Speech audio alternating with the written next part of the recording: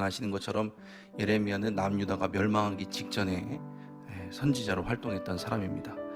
하나님께서는 남유다가 타락하는 모습을 계속 보시면서 참으셨습니다. 참고 또 참으시다가 결국에 하나님께서 매를 드셨는데 바로 바벨론이라는 매를 드셨습니다. 바벨론은 계속해서 남유다를 침공하고 마침내는 멸망시키기에 이릅니다. 예레미야는 남유다 사람들에게 계속 말씀을 전합니다. 하나님의 말씀을 전합니다. 우상숭배에서 돌아서라, 너희들의 죄악에서 돌아서라 계속해서 외치지만 남유다 사람들은 듣지 아니하고 결국에는 바벨론으로 인해서 멸망을 당하게 되는 것이 남유다의 역사입니다.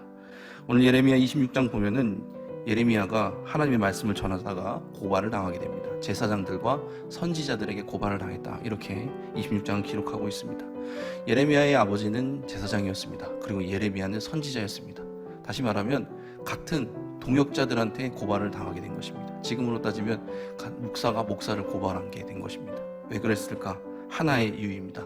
하나님의 말씀을 전했기 때문에 고발을 당하게 된 것입니다. 오히려 백성과 고관들은 예레미야가 죽을 이유가 없다, 그렇게 이야기합니다. 당연하죠. 예레미야는 하나님의 말씀을 전했을 뿐입니다. 너희들이 이렇게 살다간 정말 멸망하게 된다, 그렇게 하나님의 말씀을 전했을 뿐입니다.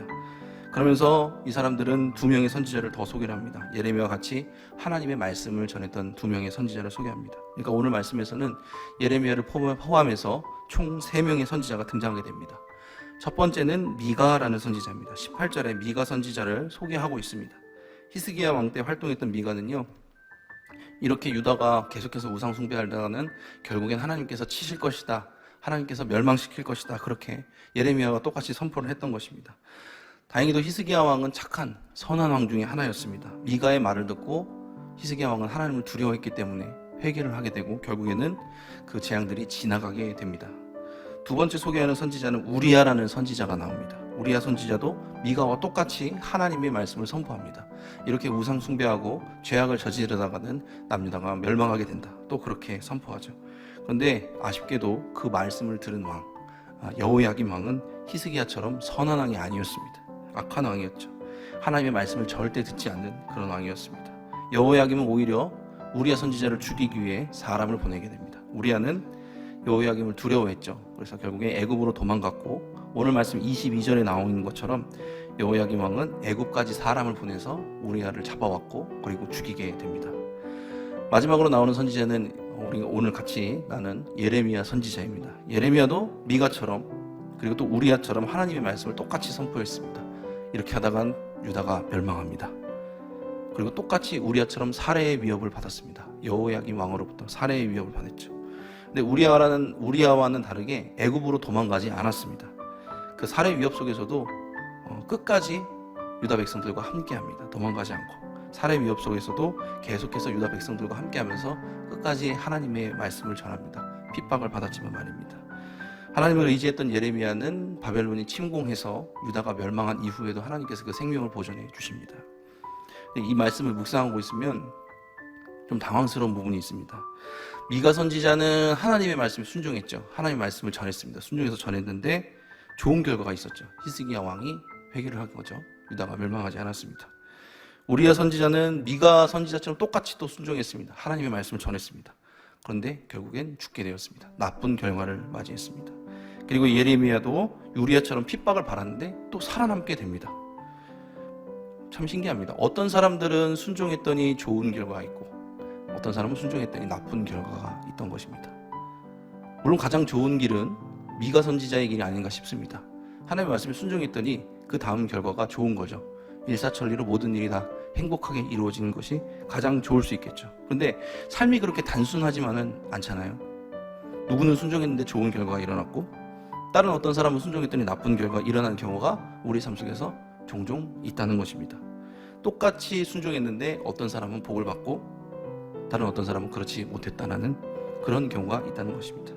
왜 이런 차이가 있을까 궁금했습니다. 근데 오늘 말씀에 보면요, 우리야 선지자 부분의 내용에 보면은 여호야김이 두려워서 우리야는 애굽으로 도망갔다, 그렇게 나와 있습니다. 하나님께서는요, 출애굽 때 이스라엘 백성들에게 분명히 명시를 하십니다. 너희는 절대로 애굽에 돌아가지 말라, 그렇게 말씀하십니다. 모든 선지자들에게 그리고 모든 이스라엘 백성들에게 분명히 말씀하십니다. 애굽으로 절대 돌아가지 말라. 우상이 넘쳤던 그곳으로 돌아가지 말고 끝까지 나를 의지해서 가나안 땅으로 들어가야 된다 말씀하십니다.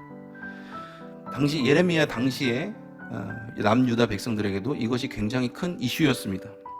애굽인가 바벨론인가, 친애굽 정책을 취해야 되는가, 친바벨론 정책을 취해야 되는가, 항상 두 거대한 정치적인 격돌이 있었습니다. 유다는 항상 강대국 사이에서 끼어 있었습니다. 지리적인 위치상으로 계속해서 끼어 있었기 때문에 고생을 많이 했습니다. 그때마다 항상 나오는 것이 이것입니다. 친애굽 정책을 쓸 것인가 말 것인가. 갈등이 굉장히 많았죠. 하나님께서는 분명히 성경에 말씀하셨습니다. 애굽으로 돌아가지 말라. 그런데도 불구하고 현실 속에서 살다 보니까 사람들에게 타협점이 하나둘씩 생겼던 것입니다. 우리아는 분명 순종했습니다. 하나님 말씀에 순종해서 유다 백성들에게 자신의 목숨을 걸고 하나님의 말씀을 전했습니다. 이렇게 살다가는, 이렇게 하나님의 말씀을 어기다가는, 우상 숭배하다가는 우리는 멸망할 것입니다. 목숨을 걸고 얘기한 것입니다. 근데 문제는 그 다음이었습니다. 우리아는 두려운 나머지 애굽으로 도망갔습니다. 한 번은 순종했는데 그 다음은 그러질 못했습니다. 결국 끝까지 하나님을 의지하지 못하고 애굽으로 의지했던 우리아는 죽게 됩니다. 안타깝지만 우리아는 끝까지 순종하지 못했습니다. 우리아에게 순종은 이벤트였습니다.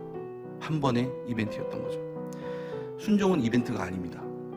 순종은 삶이 되어야 됩니다. 예레미야에게 다행히 순종이 삶이었죠. 그는 끝까지 유다 백성들의 핍박을 받아가면서도 자신의 순종을 놓지 않았습니다. 하나님의 말씀의 명령을 놓지 않았습니다. 삶 속에 녹아 있는 믿음이 있었기 때문입니다. 온라인 대신방을 하고 신방을 하면서 성도님들 얘기를 들어보면 참 훌륭하신 분들의 성도님들의 얘기를 들을 때가 많습니다. 예전에 뜨거웠을 때 하나님 앞에서 순종한 얘기를 듣고 있으면 저도 마음이 되게 복받칠 때가 있고, 목사님 저도 그것을 들으면서 감동을 받고 도전을 받을 때도 있습니다. 근데 문제는요, 그런 순종이 과거의 추억이고 과거의 이벤트로 끝난 성도님들이 생각외로 많다는 것입니다. 그런 모습을 보면서 속으로 드는 생각은 순종이 결코 이벤트여서는 안 된다라는 것입니다. 순종이 지금까지도 이어지는 삶이 되어야 된다는 것입니다. 우리아에게는 없었고 예레미야에게 있었던 것은 무엇이냐? 바로 끝까지 믿어내는 믿음이었다는 것입니다. 코로나19 상황에서 흔들리는 그리스도인들이 참 많습니다. 교회 다니시는 분들 중에서도 신앙이 흔들리시는 분이 참 많은 것 같습니다. 이렇게까지 내가 눈치를 보면서 교회를 다녀야 되나? 혹은 내가 이렇게까지 하면서까지 내가 교회에 다니고 신앙생활을 해야 되는 건가? 그런 의심이 일어날 수도 있습니다. 믿는 사람이라고 밝히는 것조차 두려운 것이 요즘 세상입니다. 그래서 생각해보면 그렇습니다. 모두 다 내 탓은 아닌데, 코로나가 퍼진 건 내 탓은 아닌데 교회 몇몇 사람들 때문에 내가 이런 수모를 당해야 되는가? 그런 생각이 들 수도 있습니다. 화가 날 수도 있습니다. 그런데 이 모든 것이 지금 나에게 하나님께서 허락하신 테스트라면 믿음으로 승리하시기 바랍니다. 끝까지 믿어내시기 바랍니다. 만약 우리가 지금 여기서 믿음이 아닌 다른 길을 선택하게 된다면 우리가 지금까지 해왔던 모든 믿음의 길은 이벤트가 되어버립니다. 그런데 반면에 우리가 이번에도 믿음으로 꿋꿋이 이겨낼 수 있다면 믿음은 역사가 되는 것입니다. 믿음은 이벤트로 끝낸 것인지 믿음을 역사로 완성시키실 것인지는 바로 우리의 결단에 달려있는 것입니다. 결단하는 자에게 하나님께서 은혜와 평강을 허락하여 주실 줄 믿습니다. 예레미야는 결단했습니다. 끝까지 유다에 남아있기로. 핍박당하고 힘들고 고생스럽지만 믿음은 이벤트로 끝내서는 안 되기 때문에 그랬던 것입니다. 그렇게 기도했으면 좋겠습니다. 하나님, 지금까지 내가 믿음으로 견뎌왔던 이 삶처럼, 순종했던 것처럼 오늘 하루도 또 내일도 앞으로 있는 모든 미래 상황에서도, 코로나19 상황도 믿음으로 이기게 하여 주시옵소서. 잘 순종했다가 애굽으로 도망친 우리아가 아니라 끝까지 순종해서 주님의 뜻을 이뤄드린 예레미야처럼 살게 하여 주시옵소서. 그렇게 기도했으면 좋겠습니다. 오늘 하루가 힘든 하루일 수도 있습니다. 어제 연장된 힘들고 괴로운 하루일 수도 있습니다. 그러나 예레미야처럼 또 다른 하루의 승리의 날일 수도 있는 것입니다. 이전에 우리는 믿음으로 잘 견뎌왔습니다. 모든 상황 속에서 말입니다. 이제는 한 번 더 그렇게 견뎌야 될 시점이 된 것 같습니다. 만약에 내가 오늘 하루도 믿음으로 견뎌내겠다라는 결단이 있다면, 앞으로 코로나19 상황에서 내가 믿음으로 견뎌야겠다는 결단이 있다면 우리는 믿음의 역사를 완성시킬 수 있습니다. 오늘도 믿음으로 순종하시고 오늘도 그리스도인의 자부심을 가지고 살아가시기 바랍니다. 어제도 그랬듯이 내 이전의 삶에서 그랬듯이 하나님은 오늘도 여전히 우리와 함께 계십니다. 믿으시고 승리의 날을 누리시는 여러분 되시길 간절히 축원합니다. 기도하겠습니다. 사랑의 주님, 우리에게 오늘 허락하여 주셔서 승리를 맛보게 해주심에 감사합니다. 우리야처럼 믿음을 이벤트로 끝내는 것이 아니라 예레미야처럼 끝까지 순종하여 역사를 이뤄내는 우리 되게 하여 주시옵소서. 우리는 부족하고 약하나 우리가 결단할 때 주님께서 은혜와 평강을 허락하여 주실 줄로 믿습니다. 이벤트가 아니라 주님의 역사를 이뤄내는 우리 모든 성도님들 될 수 있도록 오늘 하루의 삶도 지켜주시옵소서. 감사드리며 예수님의 이름으로 기도드렸습니다. 아멘.